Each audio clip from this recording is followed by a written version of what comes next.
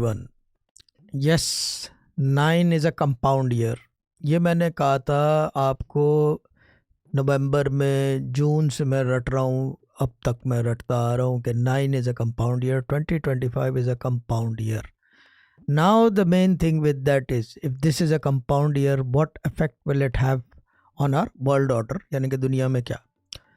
मार्च में जो है ना, ये फ्यूचर प्रेडिक्शन है, वर्ल्ड ऑर्डर कह लें या जो भी है, न्यूमरोलॉजी नंबर 9 के हवाले से, क्योंकि कंपाउंड ईयर है नंबर 9 का, तो 3 के 3 फेरे होंगे, directly divided and multiplied by 3।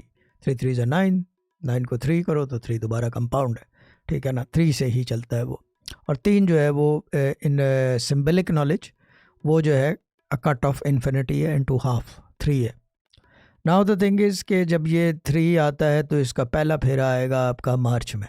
Yes अब लोग बोलेंगे कि चौथे में क्या होगा, वो इंतज़ार करें आप till what you call it, till the 9th month you will have to wait of this year.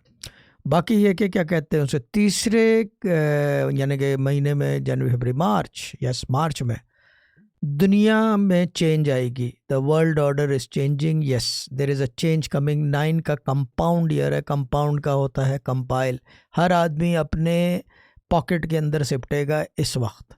मार्च की बात है ये फ्यूचर प्रेडिक्शन है अबाउट द यानी कि दुनिया में क्या हालात हो रहे हैं और जो भी है, everything will compile and concise, मगर कुछ बड़ा होने जा रहा है मार्च में। तो let's keep watching Sufi garden channel YouTube.